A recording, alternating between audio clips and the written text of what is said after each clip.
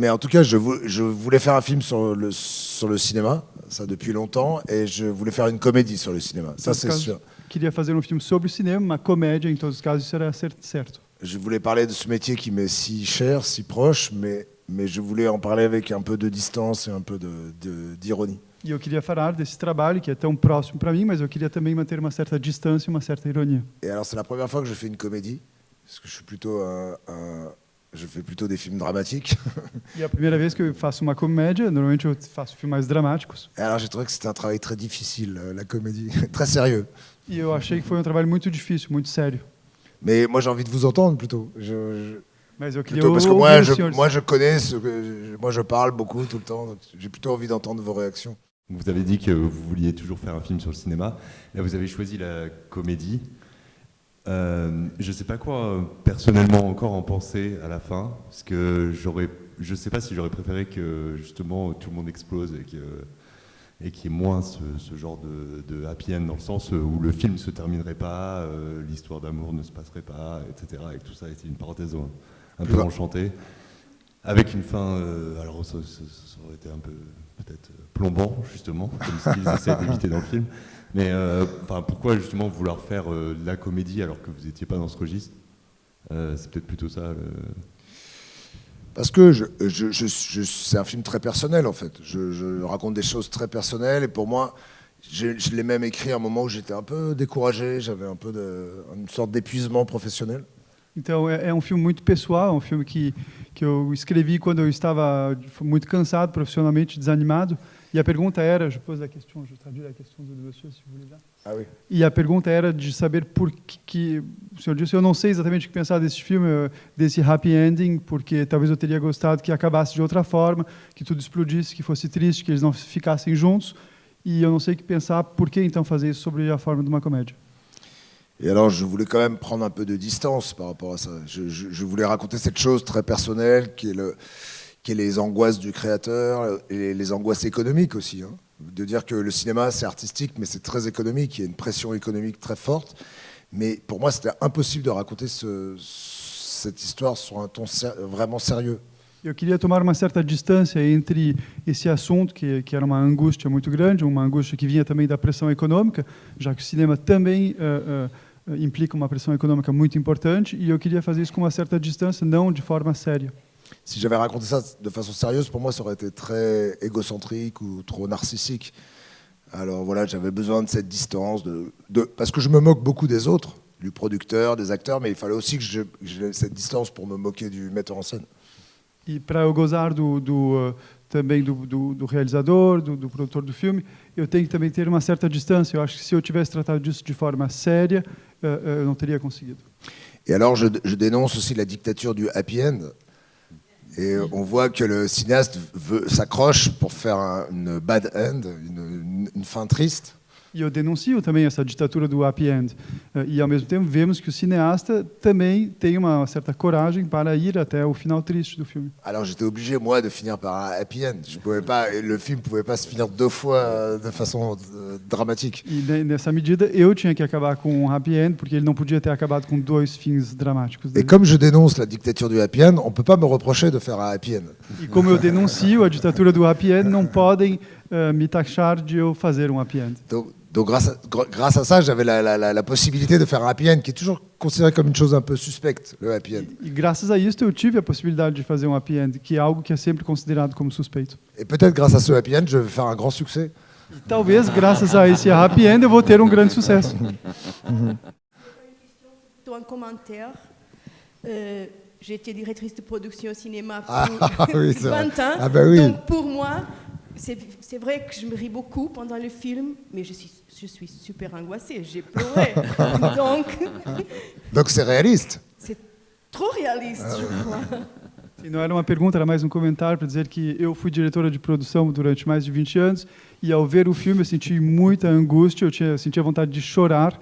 E então, portanto, se é realista, sim, é muito realista demais. J'ai un ami réalisateur qui a vu le film et il m'a dit mais c'est pas du tout une comédie, c'est un film d'horreur, il m'a dit. Eu tenho um amigo que é diretor que viu o filme que disse não é uma comédia, é um filme de horror. Il a dit c'est tous mes cauchemars, la nuit, tout ce que j'imagine qui peut m'arriver, les techniciens qui arrêtent, les comédiens qui m'empoisonnent la vie, il dit tous les cauchemars du metteur en scène sont dans le film. Todos os pesadelos estão nesse filme aí. Et pour moi, la comédie, c'est ça, c'est de pousser le drame au point extrême, quoi. E para mim a comédia é isso, é de colocar o drama num ponto extremo. Et comment étaient les réactions de la salle? Les gens s'amusaient ou les gens étaient très sérieux? Como se foram as reações aí da sala foram sérias ou riram? Moitié? 50-50. Mais un peu quand même. Donc, oui, c'est une comédie un peu noire, parce que, évidemment. É uma En comédia français, negra. c'est un peu bizarre, mais je vais tenter. Pour moi, c'est l'équilibre parfait dans comédie et drama. Aussi, je travaille dans le cinéma et je pense, ouais, c'est ça, tous les jours, ouais. Donc, merci beaucoup pour ce film. Et cette année, je regarde beaucoup de films qui parlent de ce problème. Nanni Moretti aussi, ouais, de la question de producteurs. Et I wanted to know, eu queria saber, como é que eu digo? Je voulais savoir. Je voulais savoir quelle est votre opinion du futur du cinéma indépendant. Ouais, ce film, c'est aussi já é uma resposta. C'est déjà une réponse. Il est votre déjà film. Oui. quelque chose, ouais, je comprends. Oui, on sent que c'est un peu la fin de quelque chose. Quand on voit le producteur et le réalisateur à la fin, à côté, c'est un peu la fin de quelque chose. C'est-à-dire que le cinéma vit dans une logique capitaliste. Digamos que poderia ser. A pergunta era de saber qual era a impressão do senhor sobre o futuro do cinema independente. E eu acho que já é. O final do filme mostra isso. O produtor e o diretor já é talvez o capitalismo está invadindo agora o cinema. En France, on a un système où il y a beaucoup de protection pour le cinéma, beaucoup d'argent public. Na França existe sistema em que tem bastante dinheiro público para proteger o cinema. Donc on ralentit cette pression. Je sais pas, je crois qu'en les autres pays d'Europe, je crois qu'il y a déjà beaucoup moins de protection. Portanto, essa pressão na França é relativamente diminuída, mas eu acredito que nos outros países da Europa essa pressão existe de forma muito mais importante. Mais c'est évident qu'avec les plateformes et tout ça, le système américain va arriver de plus en plus. La logique américaine de production va arriver de plus en plus en Europe, c'est évident. No entanto, é evidente que com os sistemas de plataforma, a lógica americana vai invadir a Europa. É evidente. Donc on est comme des résistants, hein. Dans le film de Moretti, il y a cette scène incroyable où il va chez Netflix et Oui. on lui dit où est la scène What the fuck. Mais je pose cette question parce que votre directeur dans le film, il dit c'est mon dernier film. J'arrête.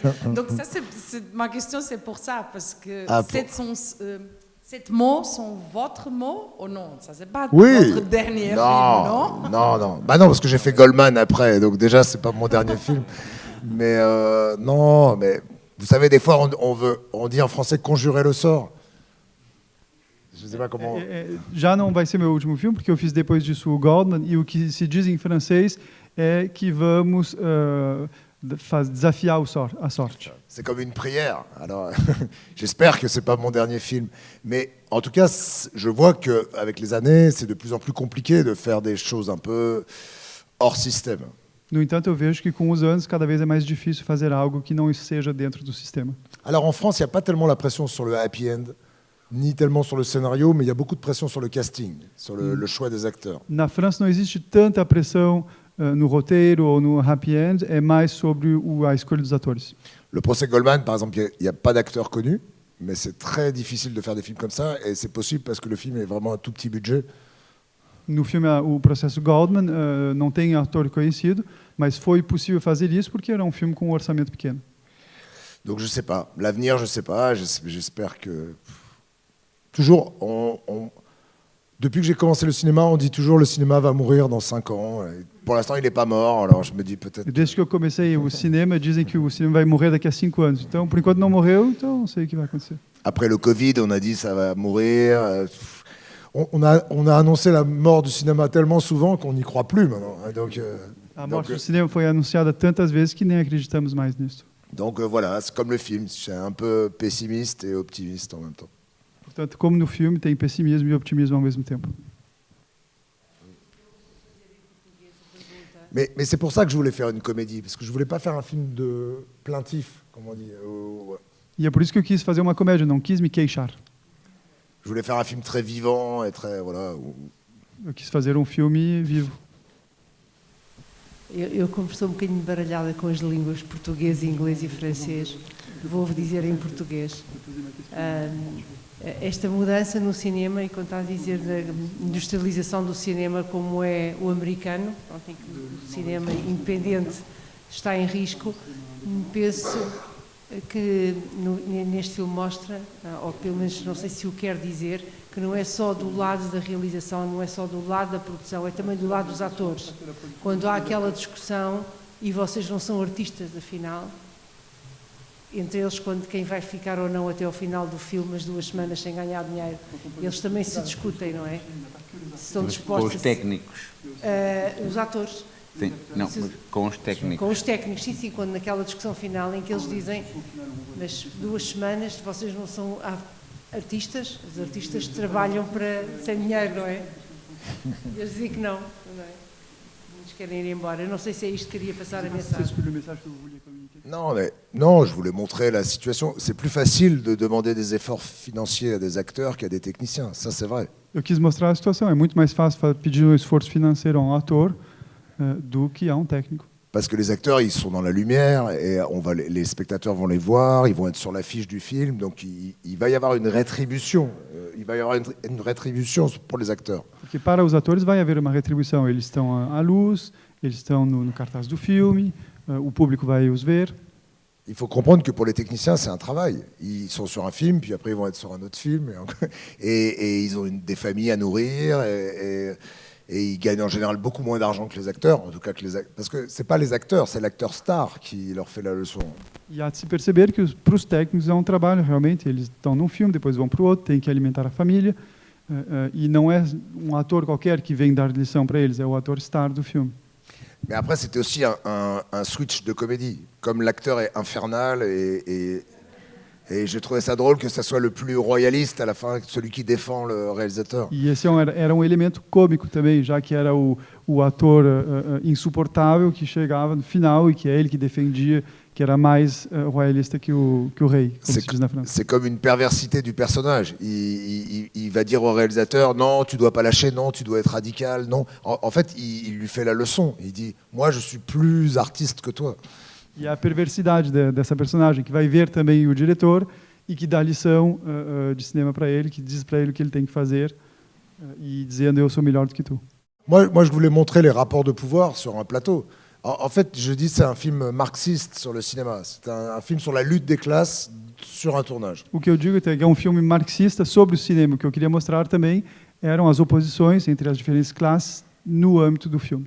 Donc il y a le producteur marginal contre les producteurs du studio, il y a la petite actrice débutante contre la star, il y a le réalisateur contre les techniciens. On voit aussi que les techniciens chefs sont prêts à faire plus d'efforts que les techniciens de classe inférieure.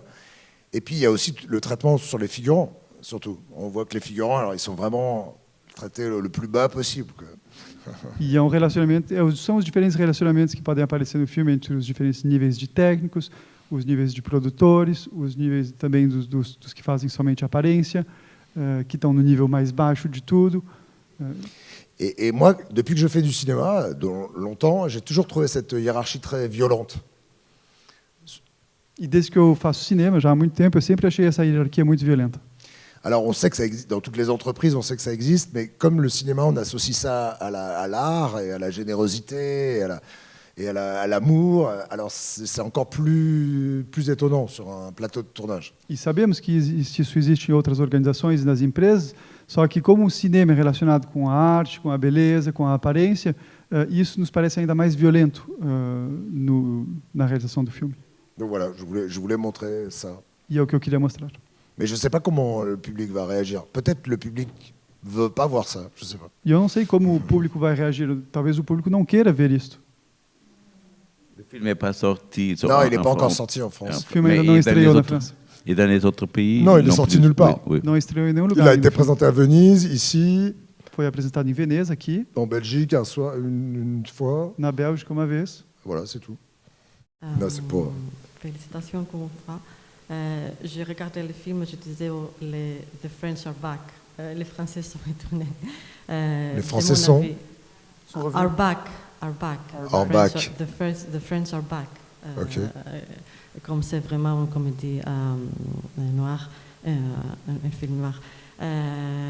Je voulais vous encourager de faire encore plus de films de comédie noire. Alors, il ne faut pas vous arrêter ici. C'est un film qui garde un rythme vite depuis le début jusqu'à la fin. Et ça, j'ai beaucoup aimé parce que ça garde vraiment, j'ai beaucoup apprécié comme spectateur. Il a un film, un flow depuis le début. Et comme je vous vois maintenant, je vois que c'est votre rythme que vous avez mis dans le film. J'ai l'impression que c'est vraiment difficile de mettre tout le peuple, tout le monde ensemble dans ce rythme. Je ne sais pas, je me demande. Alors, il faut traduire peut-être. Sim, muito obrigado pelo seu filme. Eu queria incentivar o senhor a fazer outros filmes de comédias negras que tem um ritmo muito interessante, muito rápido. E agora que eu vejo o senhor, eu entendo que o senhor colocou o seu próprio ritmo dentro desse filme. E o que eu queria entender era a que ponto era difícil colocar todos nesse mesmo ritmo. Ouais, pour moi, le plus important, c'est le rythme. C'est de faire jouer les acteurs dans le même rythme. Para mim, o mais importante é que os atores trabalhem com o mesmo ritmo. Et là, il y a toujours beaucoup de monde dans la même image. Alors, il faut que tout le monde soit dans le même tempo pour pas trop... Parce que le rythme ne peut pas vraiment venir du montage. Ça, c'est un fantasme. E são muitas pessoas na mesma imagem, então todas as pessoas têm que ter o mesmo ritmo, porque o ritmo não vem na phase de montagem. Moi, j'ai déjà eu des acteurs lents, et alors on sert au montage pour les rendre plus rapides, et ils ont l'air encore plus lents. Então, eu já tive atores lentos, e o que fazemos na montagem é que vamos diminuir, vamos aproximar, e eles parecem ainda mais lentos. Donc moi, je suis obsédé par ça. Je dis toujours aux acteurs plus vite, plus vite, plus vite, plus vite. Então, eu tenho essa obsessão aí. Eu digo aos atores sempre mais rápido, mais rápido, mais rápido. Parce que le rythme du cinéma ne peut pas être exactement le même que dans la vie. Hein. Na medida em que o ritmo do cinema não pode ser o mesmo que na vida. Alors souvent les acteurs disent ah mais si ça va trop vite, c'est pas juste et tout ça. On s'en fout. Mas os atores muitas vezes falam para mim, ah, mas isso vai muito rápido, não é justo. E eu falo, não quero saber disso. Il faut que ça soit comme de la musique ou comme de la danse en fait. Pour moi, quand il y a beaucoup d'acteurs en même temps dans l'image, il faut que ça soit comme une danse. Alors des fois ils me disent on refait les prises beaucoup, je refais beaucoup. Alors ils disent mais pourquoi on refait? E para mim tem que ser como uma dança, tem que ser rápido. E quando tem muitos atores, de vez em quando recomeçamos a filmar, e eles me perguntam, por que vamos recomeçar isso aí? Et je dis juste parce que ça danse pas. Ouais, bon, ils disent, E a minha única resposta é porque não se está a dançar. Et alors on recommence, jusqu'à ce que tout le monde ait l'air de jouer dans la même scène en fait. E daí recomeçamos até a hora em que todos pareçam estar de fato trabalhando na mesma cena. Et c'est pour ça que j'aime pas du tout les acteurs comme je montre dans le film qui veulent tirer la scène à eux. Ça pour moi, c'est le contraire du cinéma. Le cinéma, au contraire, c'est d'essayer d'être ensemble. E por isso eu odeio aqueles atores, como eu mostro no filme, que tentam puxar a cena para si próprio, porque eu acho que o cinema, o que é o cinema, é estarmos todos juntos. Mais même les dialogues, ils sont très vite, les gens parlent très vite. Ouais, alors peut-être c'est trop vite avec la traduction, mais je sais pas. Talvez seja muito rápido com a tradução, não sei, uma pergunta. Non, je dis dans le film, ils parlent moi trop j'aime bien oui. quand ça joue, mais même dans Goldman, ça joue très vite aussi. Ouais. Mas eu gosto quando tem essa velocidade aí. No Goldman também tem essa mesma velocidade. Il faut comprendre que quand un réalisateur est un peu âgé, qu'il a fait beaucoup de films, qu'il est un peu en manque d'inspiration, Quando um diretor tem uma certa idade, que ele já fez muitos filmes, que falta inspiração, c'est difficile de voir arriver la jeunesse. é difícil também ver chegar a juventude. Oui, mais tu dis ça aussi. Mais oui, c'est évident. Mais moi, c'est parce que ça, je me suis inspiré. Quand j'étais très jeune, j'ai travaillé avec un vieux réalisateur très célèbre. Quando eu era jovem, eu trabalhei com um velho diretor muito, muito famoso. J'avais 19 ans, E eu tinha 19 anos. comme le gars là, et il savait que je voulais faire du cinéma. E ele sabia que eu queria fazer cinema, eu tinha 19 anos, como aquele rapaz. J'étais stagiaire, j'étais vraiment tout en bas de l'échelle. E eu era estagiário, estava realmente embaixo da hierarquia. Et il m'a dit, je t'observe depuis quelques semaines et je pense que toi, t'es fait pour faire du cinéma. E ele me disse, olha, eu te vejo já há várias semanas e eu te observo e eu acho que tu és feito para fazer cinema. Mais en général, j'aime pas dire ça aux jeunes. Mas em geral não gosto de dizer isso aos jovens. Parce qu'après, moi, je vais me sentir vieux, tu vas me passer, je suis comme le vieux sportif et tu vas être comme le jeune sportif, tu vas courir plus vite que moi. Et ça me plaît pas du tout. Porque eu vou me sentir velho e eu sou como aquele velho atleta, com um jovem atleta que corre mais rápido do que mim e eu vou me sentir muito velho e eu não gosto disso. Donc il était très honnête. Et donc j'ai gardé cette scène Então en ele moi. foi muito honesto e eu conservei esta cena. Mais le jeune personnage, pour moi, il est au plus bas, c'est le figurant. Et pour moi, c'est le point de vue du film. Le film pourrait s'appeler le point de vue du figurant. En fait. E este rapaz aí, ele está realmente na hierarquia, na posição mais baixa de todos. Ele é só que faz aparecimentos e ele poderia ser, o nome do filme poderia ser o ponto de vista deste abaixo na hierarquia. Alors, Ouais, ça aussi, je voulais parler il y a beaucoup de népotisme dans le oui, c'est cinéma. ça, oui. Hein. Ça, tout le monde sait ça, non? E isso também, Oui. todos sabem que existe muito nepotismo no cinema. Alors, certo? je crois que alors ça, c'est aussi important parce que dans l'opinion publique, les gens disent si on n'est pas l'enfant de quelqu'un de célèbre, c'est très compliqué de faire du cinéma. Et alors, moi, je suis d'accord avec ça. Na opinião pública, se diz muito que se tu não és o filho de alguém célebre, não conseguirás fazer cinema. Alors, j'ai écrit le scénario comme ça, mais quand j'ai dû financer le film, Mas então eu escrevi o roteiro desta forma, mas quando eu tive que financiar o filme, alors j'ai donné le scénario aux gens qui décident pour les financements, et c'est tous des enfants de gens, e eu dei, c'est tous des héritiers. e eu dei o roteiro às pessoas, os financeiros que decidiriam sobre o futuro do filme, Alors, e todos são filhos de. Alors, c'est tous des héritiers d'autres. Alors, donc, c'était très compliqué. En fait, c'était compliqué de financer le film, hein, parce que personne veut vraiment. Ce qui est dit dans le film, les gens sont un peu mal à l'aise qu'on raconte ça. Foi muito complicado achar financiamento para o filme, porque tudo que é dito no filme pode criar mal-estar. Et puis, c'est comme un milieu qui est fermé sur lui-même. On dit endogène en français. É meio que é muito endógeno, fechado. Para si. Et alors, je pense que même pour le cinéma, c'est pas bon. Parce que le cinéma doit faire arriver des gens nouveaux. Donc peut-être le seul acte politique du metteur en scène dans mon film, c'est d'aider ce jeune a faire du cinéma, en fait. E talvez o único ato político do filme é pelo roteirista de ajudar este jovem a fazer cinema. Alors il est un peu écrasé par le capitalisme, il se conduit pas bien avec son équipe, mais au moins il fait ça. Au moins il aide un jeune à faire du cinéma. E ele também sofre da pressão do capitalismo, ele sofre da pressão também da equipa dele, mas ele pelo menos ajuda este jovem a fazer cinema. Et cette discussion qu'il y a entre le jeune et l'actrice sur la solitude du metteur en scène. E esta discussão entre a jovem atriz e o jovem rapaz sobre a solidão do roteirista. Alors ça pour moi c'est un dialogue très important parce que j'ai pas la réponse en fait. Je suis d'accord avec les deux points de vue. E para mim é diálogo muito importante no sentido em que eu não tenho a resposta, eu estou de acordo com os dois pontos de vista. En gros, lui, il dit le cinéma, c'est juste un metteur en scène tout seul, c'est un homme seul. Et elle dit non, c'est un homme, c'est une troupe. Un film ne peut pas exister sans une troupe. Et je pense qu'ils ont tous les deux raison. Então ele diz que o filme é sobretudo a solidão do diretor e ela fala que não, é toda uma equipe. E eu estou de acordo com os dois pontos de vista. Il y a beaucoup d'analogies du coup avec d'autres secteurs de travail, d'autres domaines et même de la vie personnelle. Donc j'ai trouvé que c'était très riche et quand on ne vient pas de ce milieu-là, ça nous fait beaucoup réfléchir avec un point de vue différent. Donc, moi, je voulais montrer le cinéma comme un milieu comme un autre. Ouais. C'est réussi. Parce que je trouve toujours que le cinéma est montré comme un milieu est très sublimé en fait. Et je voulais vous montrer que c'est un milieu de travail avec des conflits, de la hiérarchie, de l'humiliation sociale. Enfin voilà. Eu queria mostrar a pergunta, o comentário era que eu acho que esse filme é extremamente rico, eu não venho do meio do cinema, mas o que eu vejo nesse filme são muitas analogias também com a vida para além do cinema. E a resposta era que eu quis fazer um filme que de fato mostre que o cinema é a vida, é como muitas outras coisas que se passam, porque de vez em quando eu acho que o cinema também é o glamour, mas não é isso. O cinema é a realidade. Mais je voulais aussi montrer que le cinéma vient au secours de grandes causes humanitaires, alors que lui-même, en son sein, il reproduit une forme de violence de classe. E eu queria mostrar que o cinema também muitas vezes vem ao apoio de causas humanitárias, mas ele próprio também sofre de uma forma de luta interna. Et quand on est dans ce métier, on doit vivre avec ce paradoxe, en fait. E quando trabalhamos nessa área, temos que viver com esse paradoxo. Donc oui, c'est une comédie, mais effectivement, c'est très sérieux.